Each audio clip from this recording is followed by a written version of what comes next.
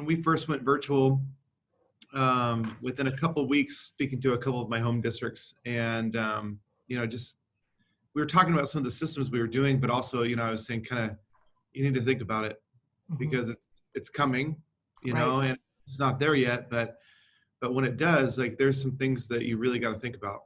Tell me a little bit about the Hong Kong International School, students, faculty, teachers, how it's structured. Sure. So Dr. Dave Lovelin, I've been at Hong Kong International School for the last 3 years, and this is my 6th year overseas, originally from Oregon. So I lived and worked in Oregon my entire life before I decided to move internationally.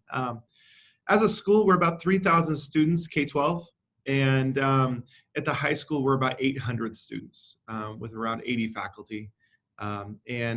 Our school is incredibly diverse. So we have students that are from all over the world. And when you walk through the halls of our campus, it represents a world campus. So because, where you are geographically, obviously you had to deal with the shutdown, the shift with learning structures way before we have had to in the States. So, if you could talk just a little bit about, basically, like, when this started for you as a school, and what that process looked like when it was imminent that you were going to be basically having to shut down for a while. Sure. Well, in Hong Kong, it's been an interesting year for us because we started off the year with protests in a very peaceful city, typically, and in the fall we were shut down for 5 days, and during that time we went to asynchronous learning. And it was hard. It was a challenge. And so after we were able to come back to school from that, I asked our associate principal, Brent Braco, to pull together a team of some teachers and to plan out if we ever had to be online again, virtual, for an extended amount of time. And so they had been working on that for a few months,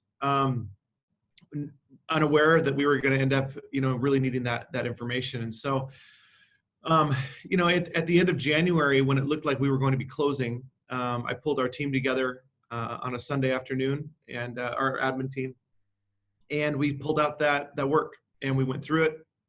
And some of the areas that we were debating on, it was was synchronous, asynchronous, attendance. Do you keep the regular bell schedule? And as a team, we sat and just said, we're going to put some really hard parameters in so that we can get off the ground. I asked for one professional development day, the Monday, because it was actually up against the Chinese New Year holiday. So everybody was gone when it was announced that school was going to be closed.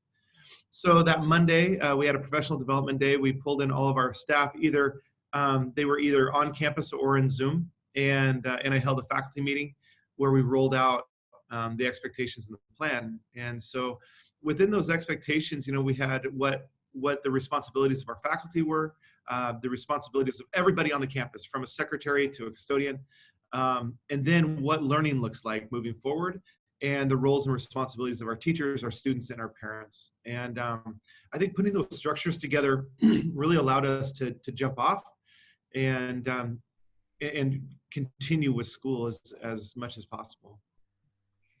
So I'm wondering, when you rolled all that out and you had those teams coming up with, what our structures are going to be, were those things that were already in place because of the protest prior, or were these things you just had to really kind of restructure on the fly? Yeah, so it was a mix. So we've been using Schoology for a number of years as our LMS system, and it's been a good structure for us. And so for us, but there were some areas that we weren't as tight as we would have liked to have been. And we realized that had to be incredibly tight. Everybody's resources needed to be in the same places. Everybody's structures needed to look the same. If you have as a parent, if you have a kid in different divisions or even 2 different high schoolers, you're not going to have to try to really track what's happening. And if you're searching for stuff, it's not going to work. And so again, my associate principal, Brent, he went through everybody's pages in the school, and we gave parameters around that, that as reminders, because most of this we had in place as far as our structures goes, but then when we talk about you need to be explicit now with what the learning is going to happen, because we had about 40% of our students away from the school. So we told our community that we would maintain on Hong Kong time. And if kids were out of the country, they needed to let us know. And we would record all the Zoom sessions and they could do their learning that way, or they could dial into the course. And so for the most part, we've been hitting over 90% attendance rate still. So everybody's logging in and signing in, but also they're able to find everything. So that structure was really important. And then when we looked at, leaning on what do we want this to look like, and what we found is that just to keep some consistency for our families, and then again with kids that are traveling all over the world, for them to know that their class starts at a certain amount of time, it will run a certain way. So we were communicating out a bunch, to our families about those expectations, and also with our teachers. So it was more about kind of pulling some structures together, tightening some things down, because you had to really be prescriptive. And I think being prescriptive in the very beginning really helped us out. So you mentioned that you had the debate about, do we do synchronous, do we do asynchronous? And how did you kind of land on the decision that you made for your structure? So what we did in those discussions with our teachers after the fall, what we found was that it was difficult for kids to manage their home learning. So to go to an asynchronous model in a rigorous environment and keep kids moving through, you have to remember they're still kids. Even though they look like big kids and they're smart and they're articulate, they're still kids. And so making sure that we could put a structure in place where they could be successful. And I would say that we went synchronous in the beginning, and we're still synchronized. However, now, we can loosen up a little bit. Whereas, if a teacher wants to make a video, they still have a check-in in the class. The kids may watch a video. They may break out for a little bit and do some work and come back at the end. But our structures have all been put in place. And I still, in the fall, when we went to an asynchronous model, we had problems with attendance. We didn't know what kids were doing and what they weren't doing. And then when they all came back to school, we didn't know where everyone was at. And so then we had to try to cobble that together as well. So for us, we thought if we can keep as normal learning as possible, whatever that looks like, then let's try to do that and try to put a system in place for that. Our teachers are working 24 hours a day, and they're working a lot right now. And so, because you can't just take what you normally do in a classroom and just do it online, and so you have to really think about instruction and engagement, and even if you're really witty and have this great rapport with your class, when there's a screen between it, you can't have the same rapport. It's hard. So trying to work through all that with our faculty, and just we also maintain regular check-ins. We've been doing regular training. We have an ed tech coach named Lovelin, who throughout all of this, our team would sit, we were like, okay, Hamlet, we need a video on Zoom. All the tips and tricks, can you build that and send that out to our faculty and do some training? Early on with Schoology, we already had those in place, and we asked him to just pull those back out, remind everybody where they were, and with those expectations, so that we could get on the same page. So we had some people in different places that we leaned on that really helped us out. So we have schools and districts here, obviously. When this hit us here, we had some schools and districts that were on spring break. So in a similar situation to what happened with Chinese New Year, where we already had people out and then all of a sudden that was extended. So Right. Thinking about where we are, we're maybe, 2 weeks in, what advice would you have for schools and districts that are just having to think about this and about this, pretty dramatic shift? Yeah, I think that one of the things that I've noticed is there's a want to comfort everyone in a situation like this, but you have to be cautious with that. I mean, there's a balance, because you don't know how long it's going to last. And I think we in Hong Kong, we were seeing what was happening in China, and so when I started messaging out, it was supportive. But I was really careful with how we messaged around, that learning is going to be the same in a couple weeks or anything like that. I pulled off of all that. And I think you have to think of this as a long-term situation. the idea that everything's going to be fine within a week or two, it's just not a reality. And so, and I don't know that everyone, at least some of my colleagues when I was working with, they weren't tracking that as much. And so those are some mistakes that they made early on, was saying, it'll be all right, prom will go on, it's still a month away. And you just don't know that. And so it's really hard, so I think that's one piece, is being cautious with messaging, and you have to really message a lot. I find that I'm spending, 3 times the amount of time that I normally would spend with messaging, because I want it to be really careful, as it goes out, and really thoughtful. Also, I think being aware that there's going to be highs and lows of emotions. Parents and kids did not sign up. Parents did not sign up to be teachers, and kids did not sign up to do online learning. And so, for some, they thrive in this environment. For others, they're really sad and they're missing their friends. And parents, again, it's hard. It's hard being a teacher, and you have to remember that you can't just hand over a curriculum and ask kids to go and expect them to not be, and expect them to be able to do it. I think some of the things that we did that were really successful was we maintained and increased office hours for our teachers through Zoom. Our admin team, every 2 weeks, I hold a 3-hour, 4-hour open session where parents can call in, and we just answer questions. I just do my work, and as people call in, I pause what I'm doing and kind of talk with them, and that's been really helpful. Maintaining your parent group advisory meetings, about every 2-3 weeks, I continue to have my parent group meet, and they tell me what's happening in the chat rooms and what's happening out there, and then I really try to address everything. And then ask them to one, remember that as a school, we want a supportive community, and that if people aren't behaving the way they should be in a chat room, that's part of their responsibility as being on the advisory group, to help bring those concerns to me so we can fix them. And so that's been a really nice support as well, is that our parents, when people are frustrated, they're reaching out and saying, talk to the school, don't do it in this forum. This isn't the way we communicate as a school. So, those highs and lows of emotions are coming, and they come at different times for different people, different classes. I mean, we're an AP school, and so the stress around AP was very real. And now so we offered some extra AP work sessions, even though as a school we were ahead of the curriculum and students are doing really well. We offered them just as a safety net, and more, if anything else, just something to help people feel better about the situation they're in. So you mentioned something earlier I thought was interesting, and that is you can't just do what you've done before and just do it online. Yeah.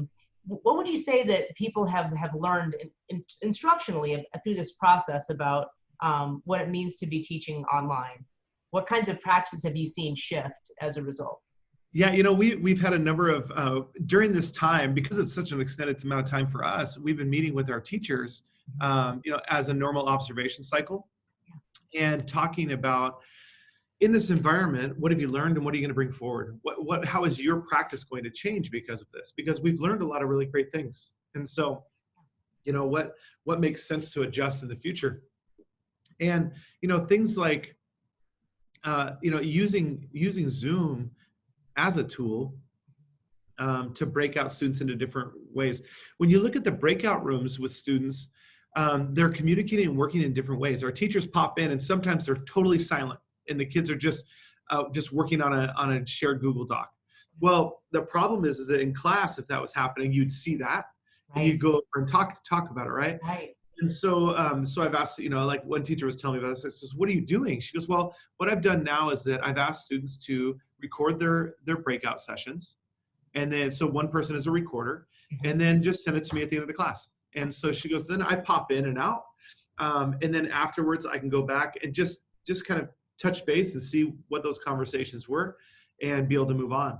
To be able to do entrance and exit slips in real time. They've been using the chat tools, and typically we would just do that in class. You would start out the class that way. But she said watching the students interact in a chat room as a quick check-in and also as a check-out each day, she's seen that they're answering each other really well, all the way through. And Yeah. so that's something she said that I'll maintain. She goes, in some form, some way, we'll maintain those chat rooms when we come back into school, because it's been a really nice check-in and check-out. I think the other thing is that really evaluating what is essential. Mm-hmm. There's some key pieces to your core program, right? That you have to get through. But then there's also some pieces that are just really nice to do, or maybe as a teacher, I love that unit, but we've asked for people to move those away. Make sure, strip down, get down to the basics right now, and help kids get through those. And we got to be really supportive with how over communicate. I think we have to have a lot of individual meetings. One of the things I just asked our faculty to do is, before the end of April, is I want every kid to have individual meetings in every class, so they know exactly where they are. There's no surprises, and that you can give some direct feedback, and also where we're heading to, so that they know where we can get going. And I would say that as the structures of our lessons, our faculty have done an awesome job of mapping things out really well. So a kid can go on and say, okay, I know what's happening this week or next week. And a lot of the resources are in there. So for that kid that needs the control and wants to be able to jump in ahead of time, it's all there ahead of time. And for that student that maybe struggles with the organization, they don't have to be organized. They can just go to the place where it is organized.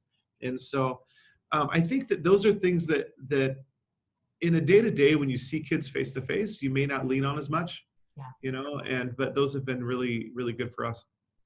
So you also talked about, the giving of work of synchronous versus asynchronous. Would you say that when students are having to work at home online, and in some cases self-directed, is it taking them longer to do things? Like, I've heard online teachers say less is more. Has that been your experience as well? Absolutely. Yeah. And actually what we've asked our faculty to do is that when they do assign work, make sure they put a time on it, so what it's supposed to be, Okay. and then if it is supposed to be 30 minutes and it's taking a kid an hour and a half, to make sure you're checking in with your class so that they tell you that. And our kids are really good about that, because they're used to it.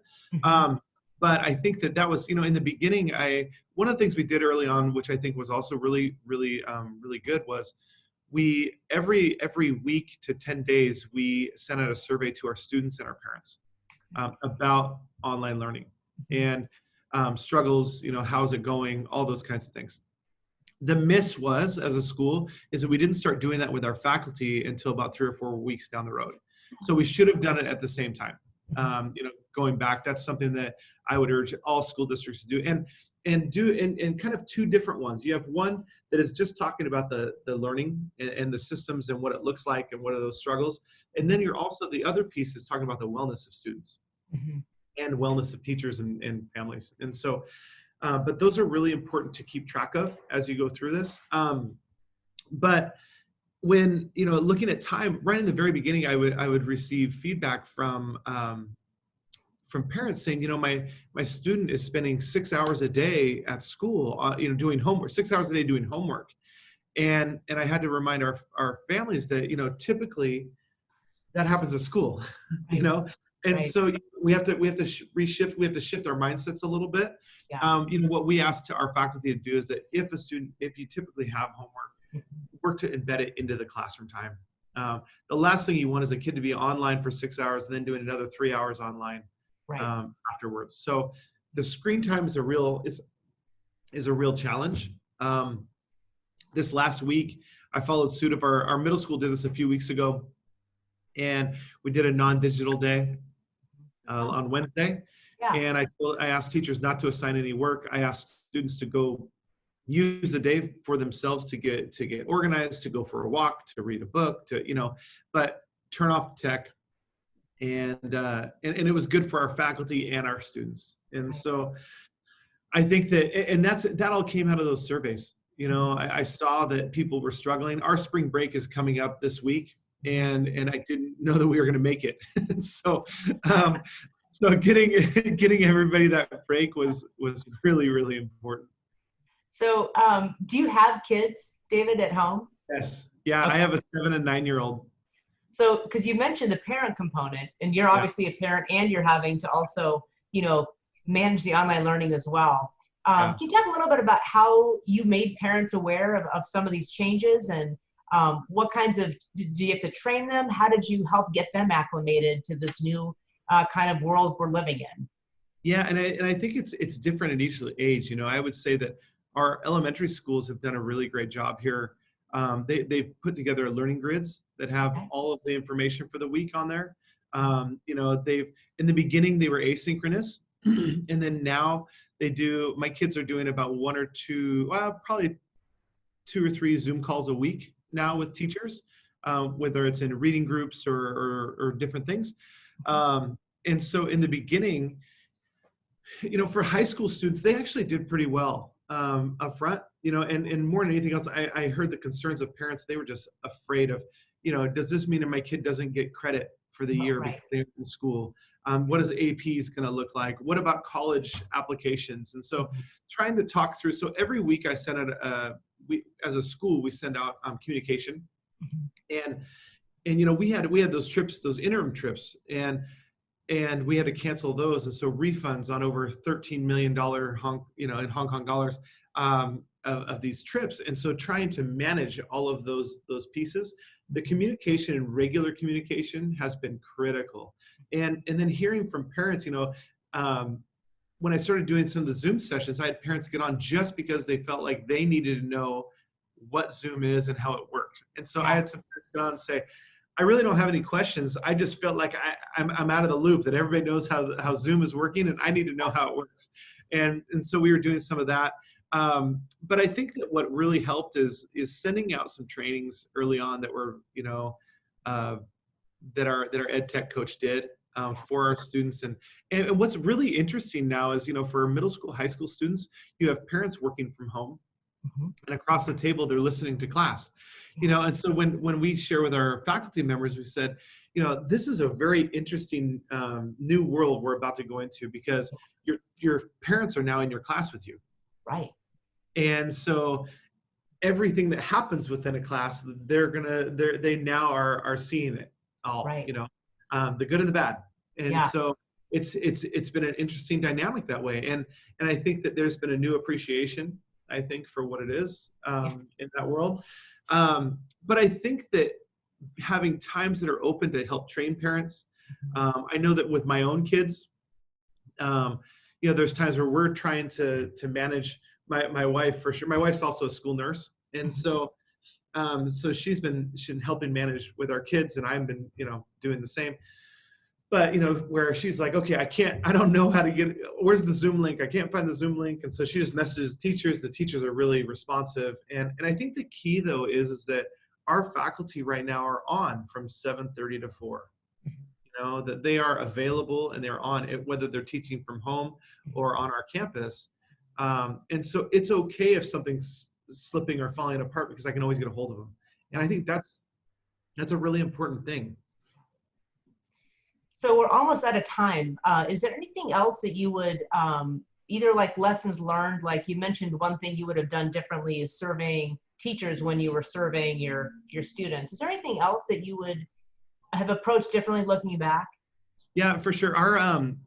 We have my other associate principal, Lauren Fine. She works with student life, so she's been working with student council in our ambassador programs. Oh, And about a month ago, maybe 6 weeks ago, they started doing. It was coming across in the surveys that our students were sad more than anything else. They were handling the school part, but they were sad. And some parents were letting kids go outside, other parents weren't. And so it was, you know, trying to manage some of that. But so our students came together in those leadership groups and started doing daily challenges, to kids. And, you know, like, take a picture of your lunch today, here's an open Zoom session for everybody during break. Or you know, they just did a tic-tac-toe this week, of things that they've experienced. But they're doing a really great job of these challenges to yeah, try to just bring our kids together. yeah, We usually have a really interactive campus. It's a yeah, fun school. yeah, And how do you bring that together and not lose that? I think that's also a piece that's very different, is that when you sign up for online school, Mm-hmm. you don't expect to have assemblies or to do homerooms, and you sign up for classes, Right. right? And those classes a lot of times are self-directed with some instruction or some pieces of communication with maybe with a group of people or not. Yeah. In this environment, we're trying to keep our school a cohesive community. Yeah. And it's different. And so we're continually trying to figure out ways to do that. And that's with keeping the well-being of our families, including our faculty, in mind. And so having somebody with a lens to that can really continue to look at that has been really important. And I think it'll get lost because, you know, one of the things I am concerned about with some of my own family in Oregon is with a couple of the school districts, they've been given a couple of packets of work for a couple of weeks. And so that's going to end soon. So then what's next, right? Is it going to be online? Is it not going to be online? But regardless, now you're going to be dealing with grief of your kids. And as parents, the stress of trying to manage your finances and work and your kids' schooling. And the minute that your kids' schooling takes a dip, you have this huge guilt associated with it. And you know that I'm not doing what I'm supposed to for my kid. And so having the school kind of really try to wrap their hands around everybody and try to give outlets for communication, but also some outlets for fun, you know, because it's a really serious situation. So you don't want to make light of it, but at the same time, the emotional well-being of everyone in this is really important. Well, I can't thank you enough, David, for taking some time to share what you've learned. And, you know, it's what an incredible time that we're in. I mean, it's fascinating, and I can't imagine what it's been like for 9 weeks. And so letting us be able to share some of this with our community is incredibly important. So I just want to thank you for that, and thank you for taking time out of your morning to share those things with us. Yeah, no problem. Actually, one last thing I wanted to share with you, and I don't know do you mind if I take the screen for a moment? No, not at all. So I'm gonna grab a desktop here, and one of the things we did early on, and I think that this would be really important for schools to do, is that we created a virtual learning group.